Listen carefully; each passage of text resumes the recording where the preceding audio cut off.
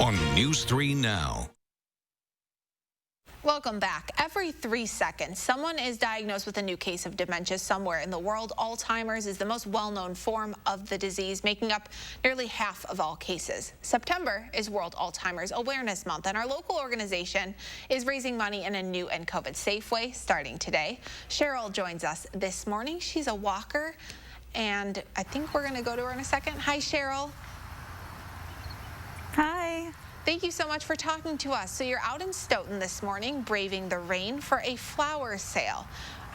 What's happening today? Yes. Tell our viewers. So about 6 years ago, my dad was diagnosed with Alzheimer's, and we were looking for ways to promote awareness and raise money for the cause. And we stumbled across these beautiful large mums that you see behind me. So every year we have a mum sale with 3 locations, and we sell these large mums to raise funds, and they're only $10. It's so nice that you're doing that. I wanted to talk a little bit about your dad. What were some of the signs that you realized that his memory was declining that ultimately led to his diagnosis? Yeah, so he would forget things that my mom would tell him. And she just became more aware of it. He did become a little belligerent at the beginning, so that kind of raised some flags as well, because that's just not who my dad was. But yeah, mostly it was just forgetting really small things and not being able to come up with the names of them. You know, for instance, like your keys. You could tell he really wanted to say the word, he just couldn't remember. It's important that you mentioned the changes in temperament, too, because it can also go the other way. I know my grandpa ultimately passed away of complications because of Alzheimer's, and it was not only his memory that was declining, but he actually became much more calmer. He was kind of the opposite of your dad. He was always like a feistier guy. It can really be hard to care for people with Alzheimer's. So do you have any advice for someone who might be going through a recent diagnosis of a loved one? Yeah. Just reach out. It's very important to have family, friends. Even if you don't have that available to you, reach out to the Alzheimer's Association is great at referring you to people that are able to help you.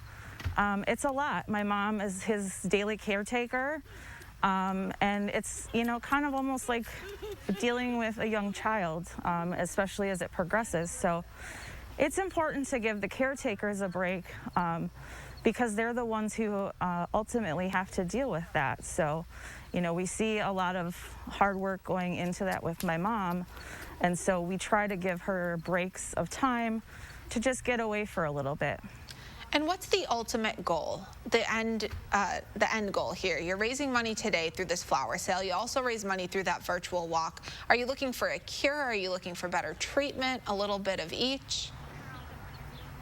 I think honestly a little bit of each. You know, right now he does take a lot of medications, but you know, even if it's something that could prolong the disease from progressing, I think even if it's not a full cure, just something to give you more time, you know, to have some of those memories still be around.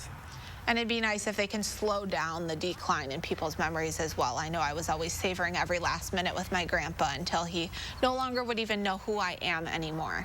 So thank you so much, Cheryl, for sharing your really personal story with us. It affects so many people here in Wisconsin and across the whole country. So I really appreciate what you're doing, and good luck with your flower sale. Thank you so much. And we will post the list of addresses where you can buy flowers today, as long as you're willing to brave the rain, which for a good cause you should be able to.